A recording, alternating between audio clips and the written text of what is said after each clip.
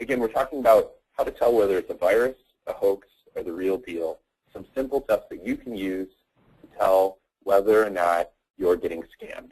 But if you let in the bad guys, there's nothing we can do about it.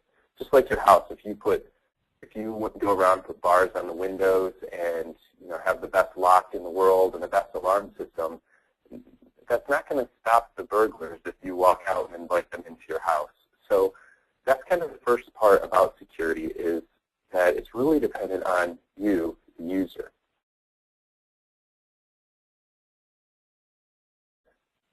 People are calling and acting like they're calling from the local courthouse saying that you are not properly signed up for jury duty and that there's a warrant out for your arrest. And then they're asking for some information, stuff that seems legitimate, like your first name, your last name, and they're going to ask for your social security number, and then they're going to say that they took care of it and you're all registered. And basically what they're doing is they're just gathering information so that they can steal your identity and use it for something else.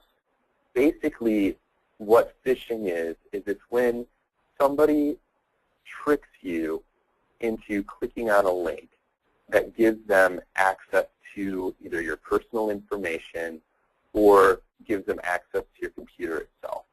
And if you look at my link here, I have this www.yourbank.com. If I hover over that, you'll see that it actually says www.phishingsite.com.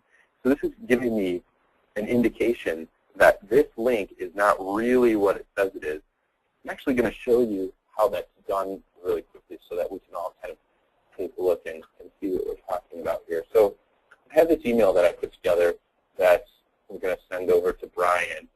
And it says, your account, hey, we're emailing you to inform you that your bank account has been compromised. Please click here to set up a new username and password. And as you see, it says citibank.com right there, the link. And we noticed the number of the withdrawals in your account. So please do this action immediately so that you're not responsible for them. So basically, here's us creating urgency and hopefully getting Brian to just go ahead and click on that link. So when you go and you hover on that link, you'll notice it says something else. It actually says www.dimedge.com. So when we go and click on it, you'll see that it brings up a page that looks just like the Citibank website.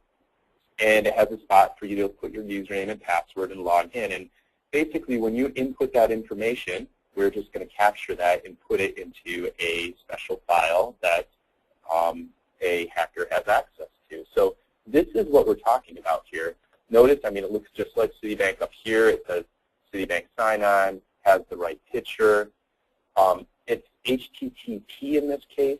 We can actually make them look like HTTPS as well, and it'll look like the actual thing is secure. And you'll see the little lockdown in the bottom right-hand corner. The next thing that we're seeing a lot of right now is we're actually seeing a lot of PDF files that have embedded viruses in them.